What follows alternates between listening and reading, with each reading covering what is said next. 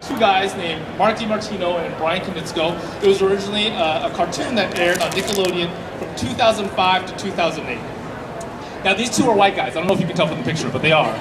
Despite being white guys, I really think that they created something that is quintessentially Asian American. They created a world, a fantasy world, that's made up of 4 different nations. These nations are organized around the 4 Western elements. In Asia, we have 5 elements, but in the West, we have 4. There is the water tribes, there's the Earth Kingdom, the Fire Nation, and the Air Nomads. Now, each of these cultures are fictional, but Brian and Mike and their team really did their homework in order to flesh these out. So what they did was they built each of these cultures around a real-world culture. The water tribe, for instance, is built around the culture of the Inuits. The Earth Kingdom is built around the culture of late Qing Dynasty China. The Fire Nation takes its inspiration from Imperial Japan. And then finally, the Air Nomads, they are really based on the Buddhist monks of Tibet. The main character is this little 12-year-old kid named Aang, who is the avatar. So he is the master of all 4 elements, and it's his mission to bring balance to the world. I first encountered the Avatar on DVD. A friend of mine let me borrow them. By the 3rd episode, I was completely hooked. I thought it was the best written American television show, American television cartoon I'd ever seen. And when Derek and I, Derek is actually the one that let me borrow the DVDs.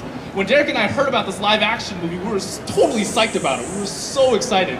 When we heard that M. Night Shyamalan was going to direct it, we were a little bit less excited. But then when we heard about the casting, we were just plain angry because we felt like it was the latest example of Hollywood's practice of yellowface, of taking roles that would most logically go to Asian or Asian American actors and giving them to white actors.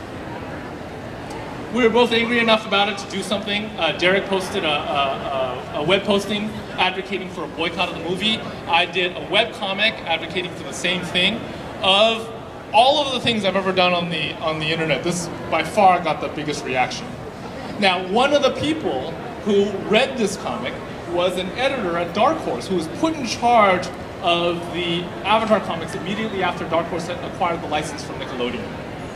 She called me up. She was familiar with my other graphic novels, and she also knew I was familiar with the world, with the Avatar world, because of my webcomic. She told me that Nickelodeon was planning this brand new series called The Legend of Korra that was a sequel set 70 years in the future after the end of the original series. She asked me if I wanted to write it, and I, of course, said yes. I jumped at the chance. Don't tell the Darkhorse people, but I totally would have done this for free. It was amazing. In the show, the Fire Nation acts like Imperial Japan. They become an imperial power. They create colonies all over the world. And by the end of the show, Aang, the main character, defeats them. So in the comic, we start off with the Harmony Restoration Movement, which is this movement that Aang and the new Fire Lord named Zuko run to pull all of the colonies out of, all the Fire Nation colonies out of the Earth Kingdom. Most of the action takes place in the city called Yudao. Now, when I was writing this book, I had to come up with a bunch of new names for new characters and new places. This is the only name that I came up with in Chinese first. Yudao in Chinese is Zhidao, and Ru means jade.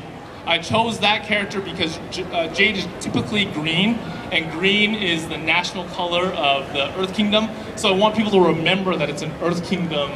It's an Earth Kingdom city originally, before it became a colony. And Dao means island. But the city itself is not an island. Yudao is not an island. I took that character from the real world city of Qingdao. Qingdao is also not an island, but it has the word island in it. This is a Chinese city on the western coast of China. And it also has a long colonial history. It was first a German colony and then a Japanese colony. In fact, Qingdao's most famous export still bears the mark of its colonial past. This was actually an incredibly difficult project for me to work on.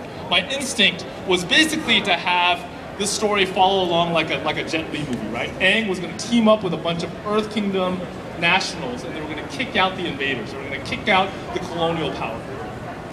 But there are several things that stopped me from doing this. Number one is I was working within a pre-established history. Mike and Brian basically wrote out that these colonies of the old world were going to grow into these multicultural cities of the new world, kind of following along the lines of a place like Hong Kong, right? So it couldn't be completely negative. I couldn't go all negative on these colonies. And second is, I think that when you're talking about colonialism, it's an uncomfortable subject for us as modern people. We all agree that colonialism is a really bad thing. But then if you look at the history of the world, sometimes good things can come out of these bad things, right? This reminds me of a quote by a hero of mine named Liu Xiaobo. He's a recipient of the Nobel Peace Prize. And in the 80s, in the late 80s, he said something really astonishing and kind of offensive in an interview. When asked what it would take for China to embrace a lot of Western values like free speech, he said he thinks that it would take 300 years of colonialism. In 100 years of colonialism, Hong Kong changed to what it is today. So China being so big, it would take 300 years. Later on, he walked it back a little bit. But the fundamental idea is still there. Colonialism is a bad thing, but sometimes good things can grow out of it. Now, anytime you talk about colonialism, so in the book, we try to deal with some of those subtleties, right? But anytime you deal with colonialism, especially the subtleties of colonialism, you have to start with a caveat. You have to say, colonial powers deserve to get their butts kicked. But, and then you get into the complexities, right? So that's really what chapter 2 of my book is about. I'm basically showing Toph kicking the butts of colonial powers, and chapter 2 is my caveat. I say, colonial powers deserve to get their butts kicked, before we get into the complexities of chapter 2. This is the first time oh no, I have one more thing to say. I didn't do the art myself. It's done by this amazing Japanese art team named Gurihiru. They're fabulous. They do this art that combines the best of the East and the West, kind of like the show itself. And this is the first time I get to talk about this. But fairly recently, I actually signed on to do another series of Avatar books with Darkhorse, another set of 3 books, and these 3 books will be called The Search. All right, so that's the end of my my speed through presentation. Thank you very much for